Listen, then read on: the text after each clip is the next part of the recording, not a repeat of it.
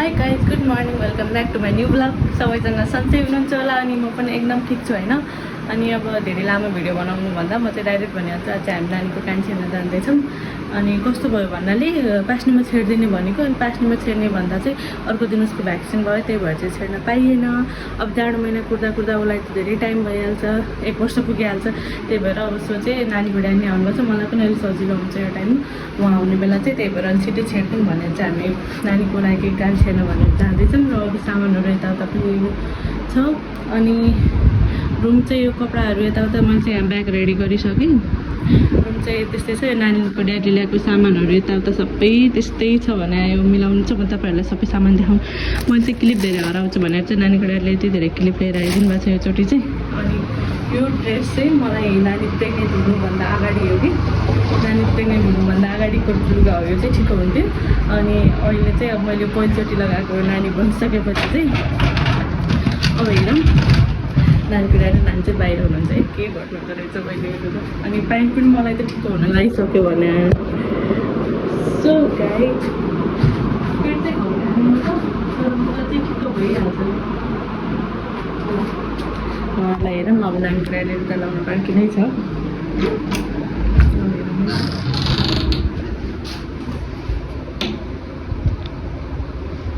उसलाई कम्फर्टेबल हुन्छ भनेर लगाइदिएको लुगा निकाल्न सजिलो हुन्छ भनेर अहिले निक्लिन लागिसके बरु छोरीले हेरिसक्यो तलदेखि माथिसम्म नानीको ड्याडीले त हेर्दै हेर्नु भएन छा हो तपाईँले त मलाई नोटिस नै गर्नुहुने रहेछ यो लुगा कहिलेको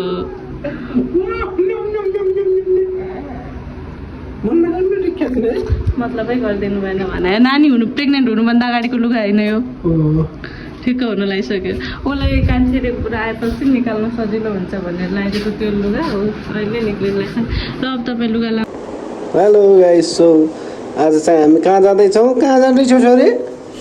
छोरीको कान छिट्नेलाई दुख्ने होला कति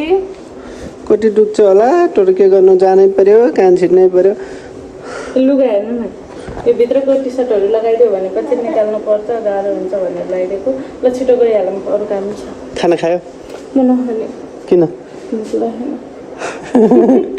यो बजार जाँदैछु भनेर चाहिँ घरमा नाप्दै नखाने मान्छे हेर अनि बजार गएर खाने बेला फेरि हटाउँदै हटाउन अनि देख्नु भयो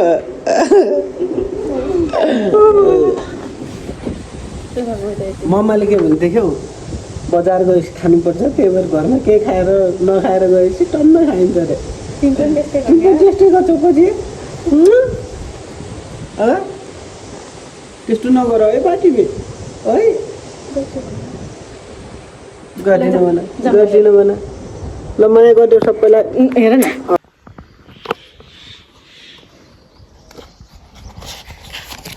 रुपियाँ तपाईँको ल पैसा ऊ मम्मीलाई दियो ल जाउँ हामी अब हामी ह्याटले हो अब हामी कहाँ जानु लाग्यो छोरे तिम्रो आज काठ छिट्नु जानु लाग्यो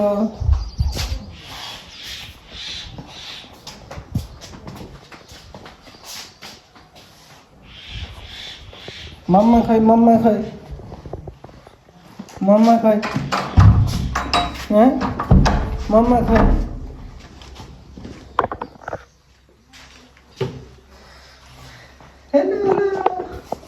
ल अब चाहिँ हामी कान्छीमा जानु गएको होइन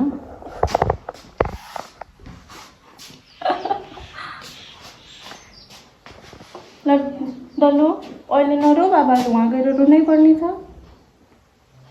सो गाइस अब चाहिँ हामी अटो पर्खिरहेछौँ मम्मी चाहिँ भैँसी चराउनु आउनुभएको छ यहाँ ब्लग हामीलाई हेर्दै हेरेन गाडीले डल्लो यो चाहिँ झलारी जाने बाटो भइहाल्यो यहाँ चाहिँ आएर मिल्थ्यो पहिला अहिले चाहिँ छैन अहिले यता सघाएको छ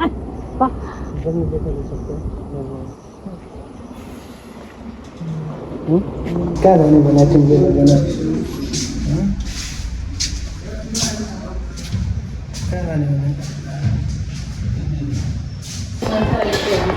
यता हेर डल्लो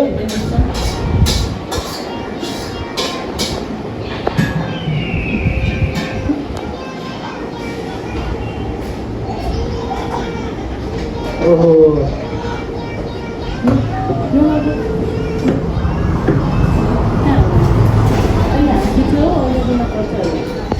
अब चाहिँ हामी नास्ता खाएर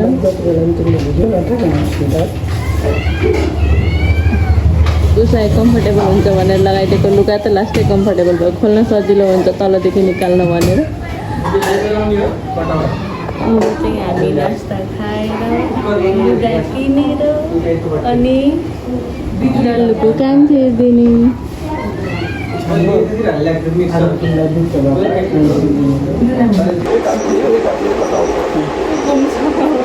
अहिलेदेखि फेरि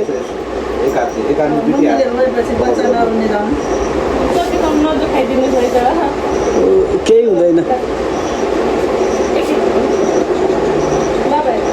मसँग त कि उसले फेरि पहिले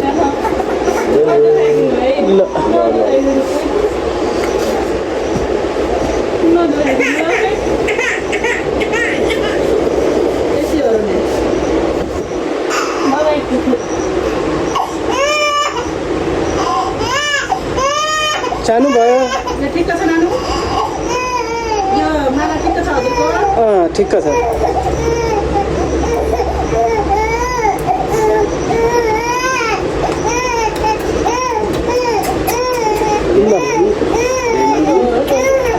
खै डल्लु हाँस्यो खै खै लोजी आएछ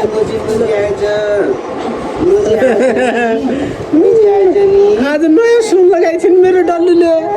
ल ल आहा त्यो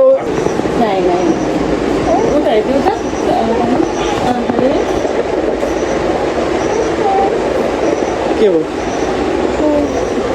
त्यो सुन ठुलो भएको बन्द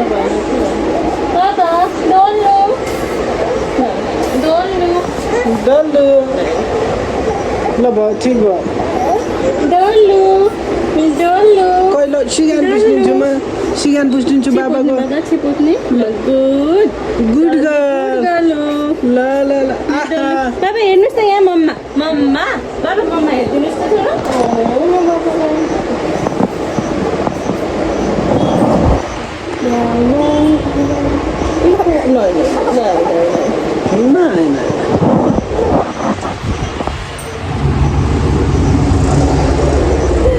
मलाई हेर्दै रोइरहेको